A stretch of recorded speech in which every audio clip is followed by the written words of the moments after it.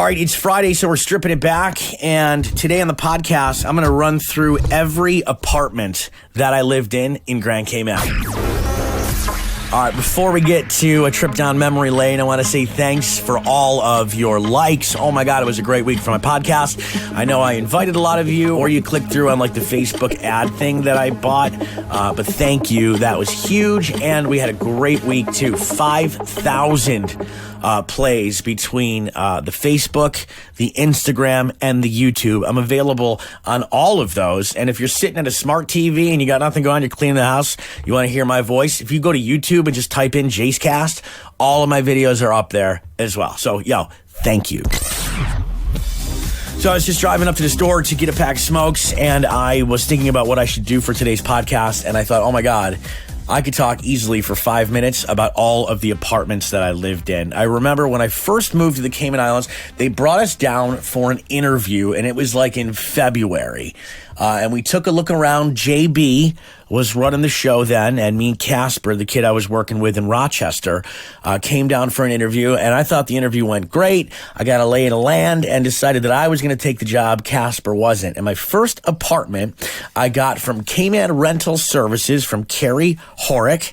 I rented a one-bedroom in Lemon Breeze down the end of Marina Drive. It was a cool one-bedroom. They had some kids upstairs that wouldn't stop jumping around. But it was all-inclusive, and mind you, this is 2007, and I didn't know any better. But it was all-inclusive, one bedroom for $1,650 a month. Now, when I think back about that, I feel like that was probably not the best first place for me to stay. Like, I always was a big one on putting people up in TI because it kind of gets you central, you meet people, yada, yada. Down the end of Marina Drive, you're not meeting too many people. You really need a car, which fortunately I was able to get. But I actually bailed out of that lease pretty quickly because I made a lifelong friend named Chris Crichton, who worked with me at Z99, and we decided to get a place at Caribbean Courts. Yep, we lived in Unit 8A, and it was one of the funnest times of my life. I think we stuck around Caribbean Courts for maybe 9 months before I moved out because the girl that I would end up marrying was going to come down to the Cayman Islands. So she did. I dipped out and left Chris to his own devices and moved into Caribbean Crossings.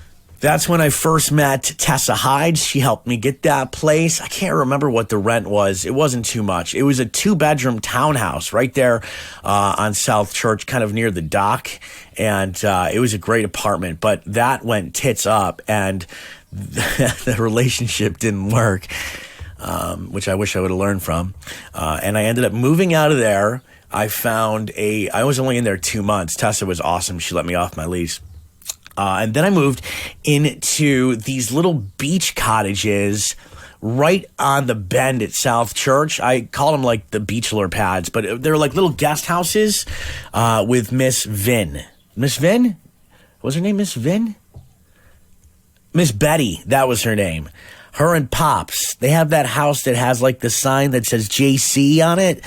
It was very peculiar, but I lived back there right on the water. It was the coolest little place, but I remember it only had a 5-gallon hot water tank, so your showers were about 60 seconds, if that. But it did overlook the South Sound surf spot, so a lot of people started calling me, asking me what the surfing conditions were like out there.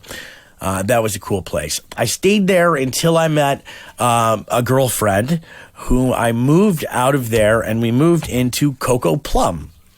I don't remember what unit it was, but it was a really cool spot. It had a white leather sofa. It was right there on the 7 Mile Strip. It was my first taste of being really centrally located, and it was really cool. The funny story about that place is that's where I had left the parking lot flooded, and that's where I had left my car, and it got flooded. The car wouldn't start, so I ended up losing my Honda Accord. But that was a lot of fun. A lot of people lived in there. Heartsea and Natalie lived in there. And I forgot somebody else lived in there as well. But Coco Plum was a good spot. We got out of there and we moved into Harquail Arms, which is kind of like right behind Al Kebab. We lived in the unit all the way on the end on the left.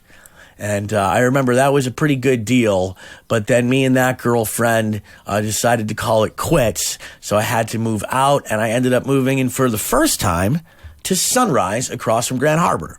Now, that place worked out really well for me because that's when our radio stations were in Grand Harbor, so I literally could walk to work if I had to. Lived on the ground floor. I thought it was a great spot. I absolutely loved it there, and I stayed there until I decided to move back in with a girl up to 891 Northwest Point Road up in West Bay. It's that kind of like ratty-tatty old building right next to Macabuca. Now, it wasn't much to look at from the front, but man, the apartment was gorgeous. And actually, we ended up having our wedding there out back. It's where I met Joe and Tom. I met Joseph Betty, who works at the Turtle Center, the artist. That beach or rock area out back is just a little slice of paradise. And I'll never forget, like when the Nor'westers would come in, oh man, the breeze would be going, the rain would be going. It was amazing. So that had to be like 2011. I got married. We were engaged for a year. No, we were together for a year. Then we got engaged for a year. So that brings me to about, 2013. We got married. That lasted a year. That's when I moved out and I moved into Treasure Island. I feel like I was in Treasure Island before, but I lived in Treasure Island for a month. It was pure debauchery. I'm surprised I survived. That was a hell of a month before I moved into an apartment in Tropical Gardens. There's like this apartment complex down at the end of the road there, sort of like right near the water. And I just remember that apartment was really, really hot. I ended up getting out of that lease after about a month because I hated it down there, and then moved back to Sunrise. The same apartment. I took it over from a girl who had been in there temporarily. But Wendy, my landlord, loved having me back. I loved it. It was such a great apartment. And I stayed there until I moved in with another girlfriend to Waterways, just on where is that over there? Like Yacht Club area, right behind Regatta Plaza. I stayed at Waterways for probably about a year, and it was an awesome place, man. Joe Jewett lived there. I think, who else was in there? The Jamies were in there, maybe? Or no, they took it over when we moved out. Great place, a lot of friendly people. The pool was awesome. I had a great time. And then I left there to move back to Sunrise again. I ended up taking over now the upstairs unit at Sunrise. Again, I should have bought that place because I loved that unit. Perfect for work, all sorts of new appliances, huge TV. It was my favorite apartment. I think it was 26 Sunrise. So that apartment, unfortunately, was sold, and I had to get out. So I ended up making one of the biggest mistakes in my life and moving in to Lakeside. I think I lived in building J. It was literally like the last building before the rape field, like the cut through there to Kirk Supermarket. And I only made that, I think I moved in there like the end of October, and I was out by February 1st. I left there and just out of a stroke of luck, ended up finding this one bedroom right on 7 Mile Beach next to Drifter's Cove, about 100 feet shy of Cemetery Beach. And it was the best place I ever had. I think I was in there maybe a year and a half.